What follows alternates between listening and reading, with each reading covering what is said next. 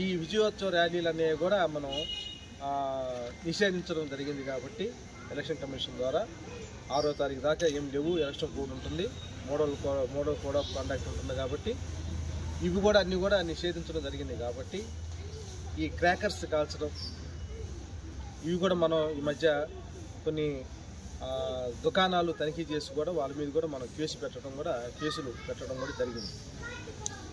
వాళ్ళకు కూడా నోటీసులు ఇచ్చాము. తర్వాత లూజ్ పెట్రోల్ అమ్మే వాళ్ళకి నోటీసులు ఇచ్చాము. వాళ్ళే కాకుండా డీజేలు పెట్టి గోల చేస్తూ ఉంటారు, అది కూడా నిషేధించడం జరిగింది.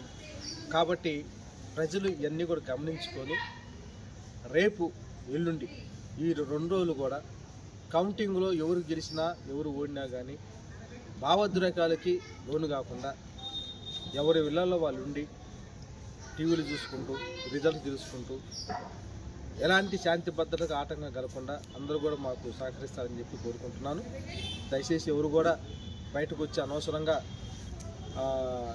వాళ్ళు తిరగొద్దని చెప్పేసి అందరికీ తెలియజేసుకుంటూ ఈ 144 సెక్షన్ అమల్లో ఉందని చెప్పేసి మీ పత్రికా ముఖంగా మీ అందరి ద్వారా నేను తెలియపరుచుకుంటున్నాం. అదేవిధంగా మన రాజకీయ నాయకులకు కూడా వాళ్ళు కూడా తెలియపరిచాము.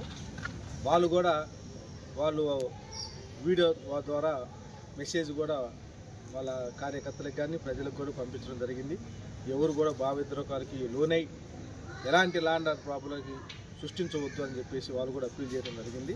కాబట్టి మా జిల్లా తరఫున ఎస్పీ గారు, కలెక్టర్ గారు, మా సిబ్బంది అందరూ కూడా, పోలీస్ అధికారులు అందరూ కూడా నేను తెలియజేసేది ఏంటంటే రేపు కౌంటింగ్ సందర్భంగా ఎవరు కూడా ఎలాంటి భావోద్రేకాలకి లోను కాకుండా ల్యాండ్ ఆర్డర్ చేతులకు తీసుకోకుండా సహనంగా ఉంటూ ఎలాంటి కొట్లాటో తగులకు పోకుండా వాళ్ళు ప్రశాంతంగా ఉండాలని చెప్పేసి కోరుకుంటూ మరి ఈ అవకాశం ఇచ్చినందుకు మీ అందరూ కూడా ధన్యవాదాలు తెలియజేసుకుంటూ సెలవు తీసుకుంటాం.